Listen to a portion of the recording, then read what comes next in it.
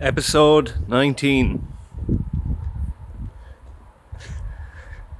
This episode I wanted to talk a little more about creativity and like, I don't know if any musicians or creative people listening to this will understand what I'm talking about. I hope some of you have experienced this, but it's this thing I get sometimes where it's like everything becomes quite numb. You're creating so much, you're so absorbed by creating. You're creating, even when you're not practicing your instrument or your craft. In your mind, you're having these equational thought processes that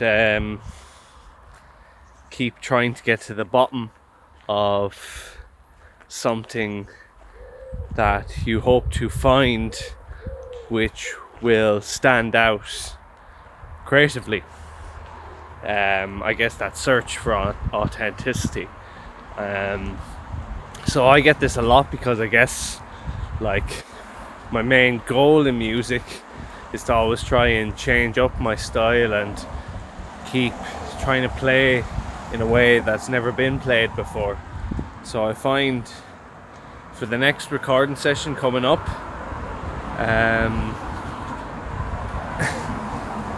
like I have these thought processes that are happening, and they can be quite intense sometimes, because I allow them to be, and because I find that if I allow this whole equational thing to happen within my mind, while the intent is to find something that stands out, I find an answer, and a lot of it is having patience with the thought processes, going through it, and definitely having patience with it, because it's easy to just kind of think about something and go, fuck that shit, but sometimes if you allow your mind to go with it and to experience the journey or the search for something that is authentic, and you might not even know what it is, it is quite heady stuff. It's very heady. I guess it's as heady as things creativity could be, in my experience anyway, because you're just getting to the bottom of something over and over and over, and you're trying to figure it out, and you're really going through it, and you're like, have I played like that before? No, I haven't. Okay, so how can I stand out? How can I make something sound different? For instance, like I was listening to some jazz stuff last night, and like it was good, you know what I mean? It was good music, but I was just there, and because when you get in this state of mind too often, it's not that you're incredibly critical of everything you hear, but it's just you're aware of everything you hear. Is it being repeated? Has it been something that's been said already or expressed already? So that's what I find, and like that's why I guess a lot of music does bore me, and then I find like I'm listening to this artist, I'm listening to this person, listening to all these different jazz artists, and it's only a few of them that I actually really go, wow, yeah, these are deadly. And then a lot of others I'm just like, oh, they're repeating what they're doing. They're repeating what others are doing. And like I've like done that as well. Everyone does it, you know what I mean? But I guess it's that to strive for perfection is it's a battle. It's a journey, and it's something you have to be dedicated to, especially in the process of innovation, because you have to be committed to it, So yeah. I don't know if what I said there made any sense to anyone, I hope it did. But it is something that I do think about, and it is part of my creative process. You know, I'm analysing the albums before. I was analysing Prim and Primal there. I was analysing It Is What It Is, all these other ones, and I was like, how can I make the next recording session be something of them, but something completely different as well. So what I probably will find for the next recording session, which features Derek White on electric bass and Jason McNamara on drums, it's a really cool lineup. I'll be on alto saxophone. My embouchure will be, I feel like my embouchure has to be more open. It has to be more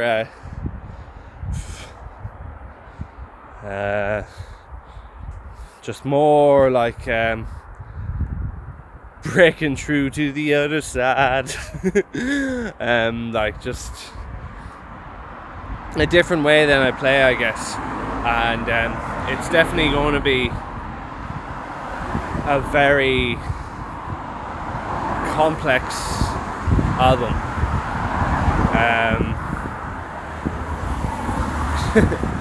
And I haven't even wrote it yet. It hasn't even been performed, but I can see that's what I'm going to strive for. It's something it's going to be very much like doing everything I can to not play the way I've played before, and it's going to be quite a challenge, physically and mentally, of course,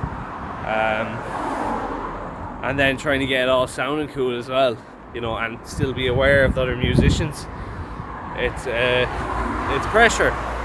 It's pressure, but I love it. It's a really positive kind of pressure, as long as you can kind of hold it together and really stay focused in what you're trying to achieve in that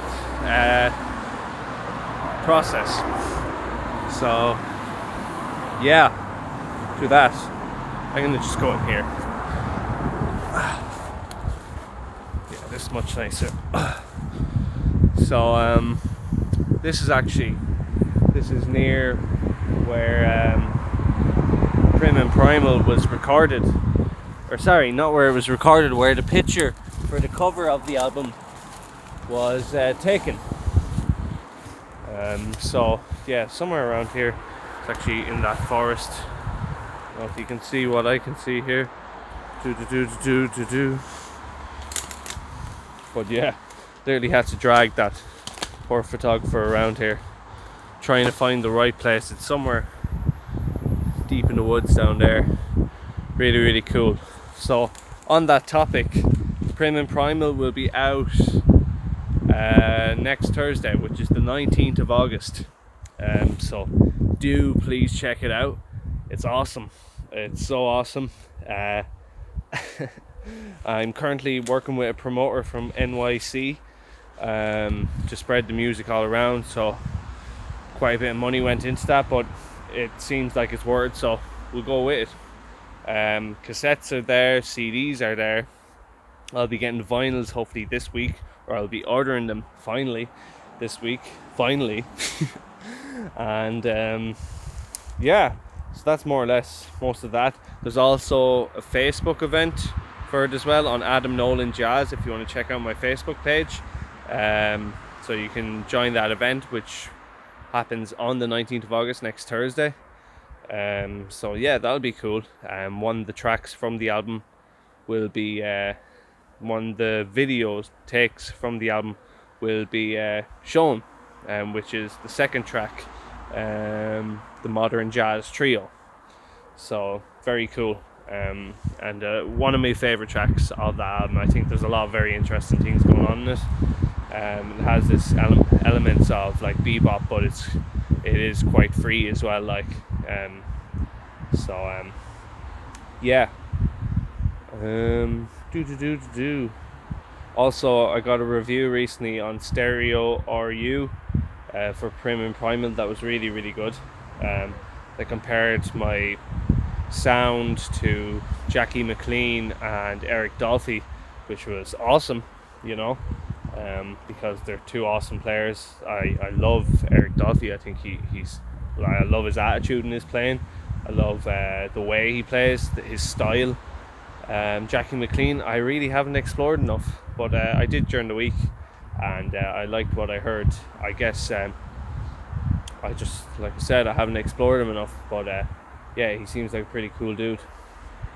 So yeah, that was fun. You can check all that stuff out in my link in bio, which will be in the description as well. Yeah, I like doing the whole reviews things. Like they really are beneficial, and you get to see this other perspective of yourself, I guess, or what other people hear in your playing. You know, especially good writers, like ones that really listen to what you're about. So that was really cool. Yeah, so back to creativity. I don't know where, like, I could go down here, but yeah, go on for the gallery. Only got new runners. Just gonna destroy them now. Whoa! Did I ruin my new jumper? I got this new jumper as well. It's awesome. Tokyo. Very cool.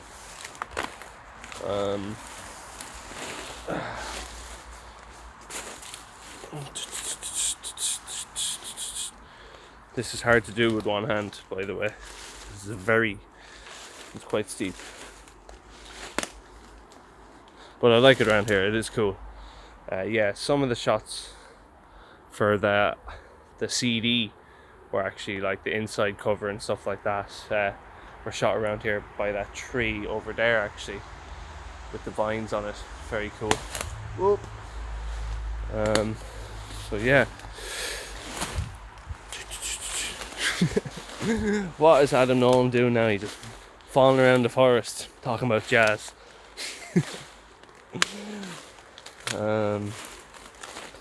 Yeah, so I feel like the next album, I have a title in my mind for it yet, or I do have a title in my mind for it, but I'm not sure I want to say it yet, because I'm not sure will it be that, but I feel it's going to be these shoes if you're not ready for the forest.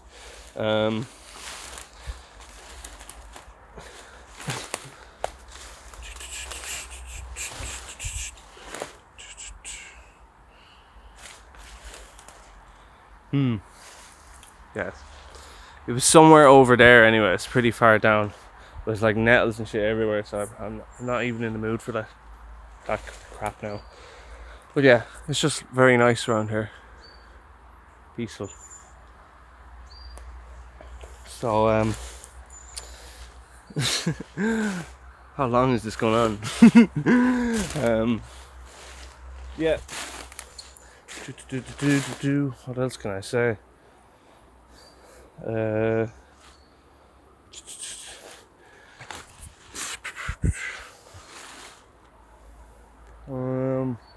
Yeah, like I said, my embouchure will be a lot more open, and really trying to get a different element of my sound, the way I'm expressing as well, like, and just some of the patterns I'm doing, trying to completely get rid of them. Like, that's the thing with this free jazz stuff. Like, you work so hard to learn all these new patterns, these ideas, these ways of playing, these shapes, and then like when after you use it enough, or when you're done like exploring it, it's like, okay, I have to just throw this out now and move on to the next phase. You know, I gotta say, like, the Rocky films have inspired me because like he's a different fighter in every film, you know, more or less. You know, he is generally a brawler, but like he does change up his style quite a bit, and that's what I like about the progression of those films. And I think it's an inspiring progression as well. So yeah, because it's good to just keep changing, keep growing, and seeing all these different avenues in your style, in the way you can change up your style, and it never ends, I guess. And I guess the pursuit to find something new each time, that's most of the battle. I think that's the biggest part of the creative battle, like, and most of that happens coming up to it. not actually during it, you know. You've already figured out kind of a lot of the stuff before it happens, even though it's improvised. You figure out kind of what your intent is and which direction you want to take it. Is there going to even be a direction? And it goes on and on like that. It's quite confusing stuff, but I love it, I really do. Back to civilization.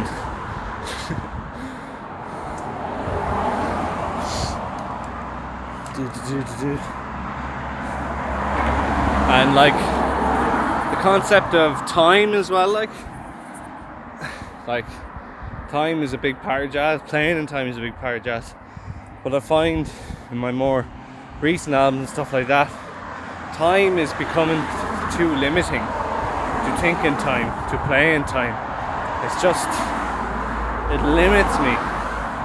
Like even in my swing, like my swing isn't always in time. It could be da ba da ba da ba da da, like it's slowing and it's getting faster. I think that's way funner. It's way more interesting because you're getting quantum on this.